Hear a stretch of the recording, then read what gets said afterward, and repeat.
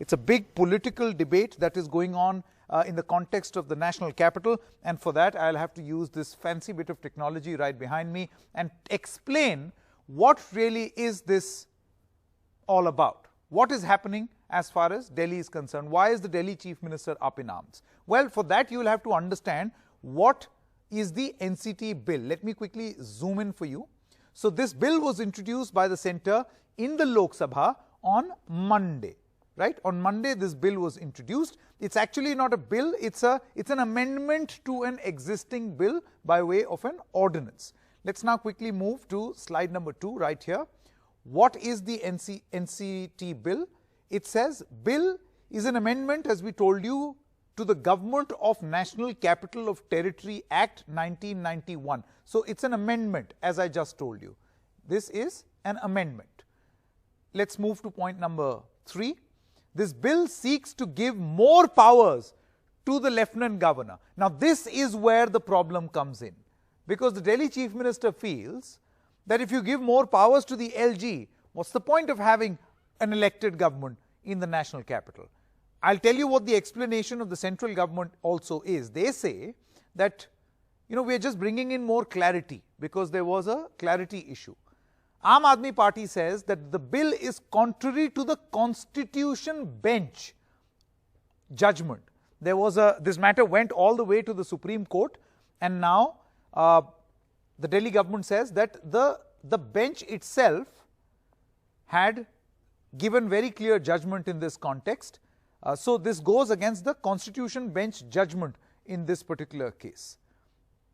Aam Aadmi Party also says that there is an attempt to take away the rights granted by the SC. So the Supreme Court granted certain rights to the state government. Now what the centre is trying to do is make a backdoor entry into the governance of the national capital region.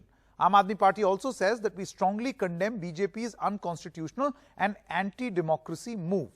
Now let's quickly get you a comparison, and for that we'll have this slide on the screen right now. What does the NCT bill say? It says the government in Delhi is equal to LG, right? So this basically means that the government in Delhi is LG. Whereas the Aam Aadmi Party, which opposes the NCT bill, says that the top court's decision, elected government is the government. So they are quoting the top court saying that the elected government of Delhi is actually the main government. So LG cannot be the government.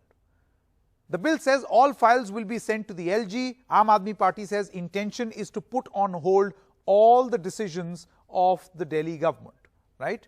Next point. Executive decisions need LG's approval, says the bill. Aam Aadmi Party says barring three subjects, the government needs to only inform the LG and not seek permission each time. So this is a problem one keeps facing in the context of these half states. The NCT bill then says LG has power to stop a bill. Aam Aadmi Party says, what is the need for an elected government then? Then you don't have a government. If the LG will decide on everything, then why do we need a government? Now that's the political war that is going on between the centre as well as the state government of Delhi. We carried out a discussion. We got two MLAs of the Delhi Assembly, Mr. O.P. Sharma of the BJP and Raghav Chadha of the Aam Aadmi Party, and we asked them these questions in an attempt to get the right answers.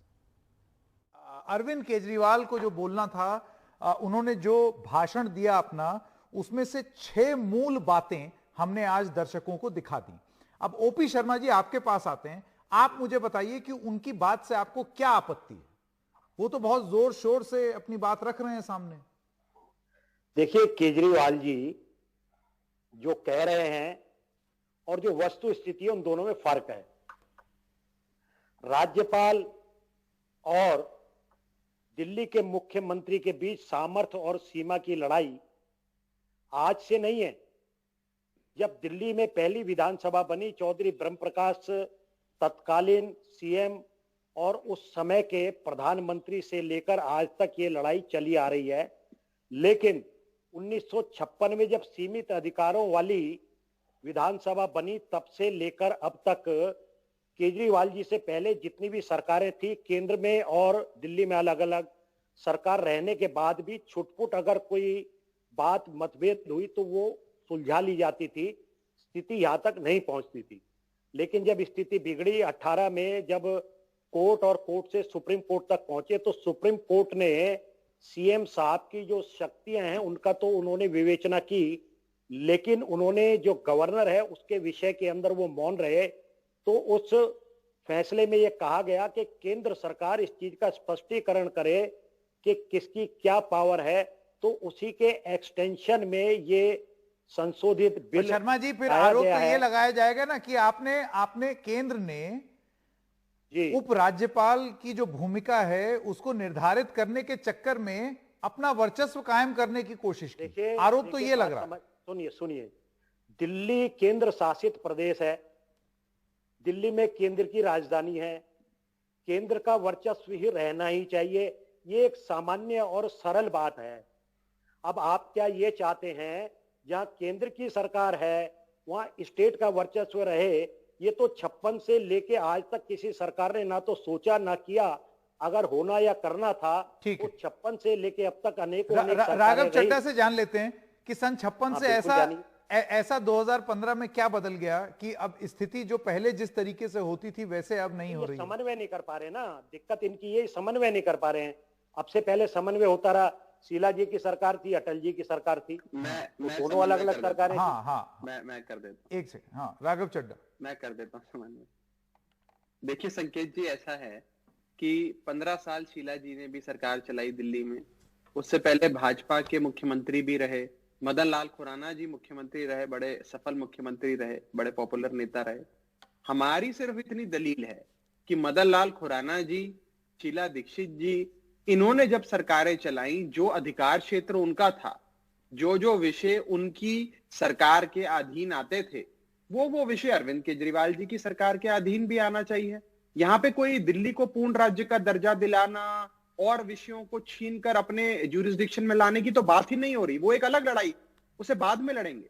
और supreme court ने बड़े स्पष्ट तौर पर कहा, और मैं सरल भाषा में बता देता हूं, सुप्रीम कोर्ट ने कहा कि 3 विषय छोड़कर, कानून व्यवस्था, पुलिस और जमीन, ये 3 ऐसे विषय हैं जो उपराज्यपाल यानी कि केंद्र सरकार के अधीन आएंगे, क्योंकि दिल्ली जो है वो उसमें इंपॉर्टेंट इंस्टीट्यूशंस हैं, अंतरराष्ट्रीय दूतावास हैं, राष्ट्रपति भवन है, देश की संसद है, प्रधानमंत्री का निवास भी है। तो ये 3 विषय जो हैं ये उपराज्यपाल के विचाराधीन रहेंगे, वो इस पे काम करेंगे, सरकार नहीं करेगी। लेकिन ये 3 छोड़कर जितने भी विषय हैं, बिजली हो, पानी हो, शिक्षा हो, स्वास्थ्य हो, उन वो सब सरकार के अधीन है। मुख्यमंत्री मालिक है। हाँ। मुख्यमंत्री बॉस है। तो अभी क्या बदल रहा है? मालिक नहीं है। अब ये बदल रहा है कि अब जो ये अमेंडमेंट एक्ट लाया जा रहा है संकेत जी, जो बाकी सारे विषय है जो हमें दे दिए गए वो हमसे छीनकर, नहीं, पर शर्मा जी का कहना है कि वो सारे विषय, कहा जा रहा है कि एलजी मालिक है। अब 2 चीजें सुन लीजिए पहले। अगर आप शर्मा जी को, एक सेकंड, शर्मा जी आपने सुना राघव चड्ढा क्या कह रहे हैं कि 3 विषयों के अलावा जो बाकी विषय हैं उसमें तो मुख्यमंत्री काम करेगा। सवाल ये है, दिल्ली का बॉस कौन है? समझ लीजिए, दिल्ली केंद्र शासित प्रदेश है, केंद्र का यहां शासन है। अब मैं आपको 1-2 मिसाल देता हूं। केंद्र शासित प्रदेश नहीं है। अरे आप पूरा सुन लीजिए, जब आपका नंबर आएगा आप बोलना। लाखों की दवाई पराली की आपने खरीदी, करोड़ों का आपने विज्ञापन दे दिया। दवाई लाखों की है, अब संकेत जी विज्ञापन करोड़ों का है। इसी तरीके से जनता के टैक्स के पैसे के करोड़ों करोड़ रुपया आप विज्ञापन में देश और दुनिया में खर्च कर रहे हैं। तो सवाल यह है कि कोर्ट ने ये कहा कि दिल्ली का बॉस कौन है, सीएम है या राज्यपाल है, इसके बारे में स्पष्टीकरण भारत सरकार या जो है संसद करे। बिल्कुल भी नहीं संकेत जी, जरा 2 राघव चड्ढा, नहीं इसमें शर्मा जी दिक्कत ये है, ओपी शर्मा जी, की जिस तरीके से एनसीटी बिल में विधेयक द्वारा संशोधन किया जा रहा है उससे संदेह ये प्रकट होता है कि आप एक ऐसी स्थिति उत्पन्न कर रहे हैं कि एक सुपर बॉस बिठा देंगे आप मुख्यमंत्री के ऊपर। ये आरोप सुनिए संकेत जी, संदेह के विषय की अगर बात करेंगे तो संदेह से तो दुनिया चलेगी नहीं। और ये बिल लाना केंद्र सरकार का लेजिटिमेट अधिकार है, वो अपने अधिकार का पालन कर रही है। और मेरा कहना इसमें यह है कि दिल्ली के अंदर बार बार मैं कह रहा हूं, संकेत जी मुझे भी मौका दे हाँ, दीजिए। आपके पास आऊंगा राघव, आऊंगा एक ये पूर्ण राज्य नहीं है।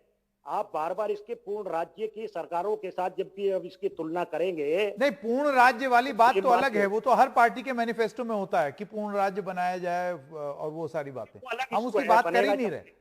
जब बनेगा जब देखेंगे। जी राघव चड्ढा। संकेत जी देखिए, इसके मैं जरा 3-4 इंपॉर्टेंट बिंदुओं पे बात रखना चाहूंगा। बीजेपी के प्रवक्ता लगातार एक ही राग अलापे जा रहे हैं कि ये हमारा कानूनी अधिकार है, हमारे पास बहुमत है लोकसभा में, हमारे पास बहुमत है राज्यसभा में, और हम कानूनी तौर पे दिल्ली सरकार की सारी शक्तियां छीन रहे हैं। ये हमारा कानूनी दायरा है, कानूनी अधिकार है, और हम ये कर सकते हैं। अगर इनके पास लोकसभा और राज्यसभा में मेजॉरिटी है संकेत भाई, तो ये लोग आज अगर चाहें तो देश के संविधान को भी बदल सकते हैं।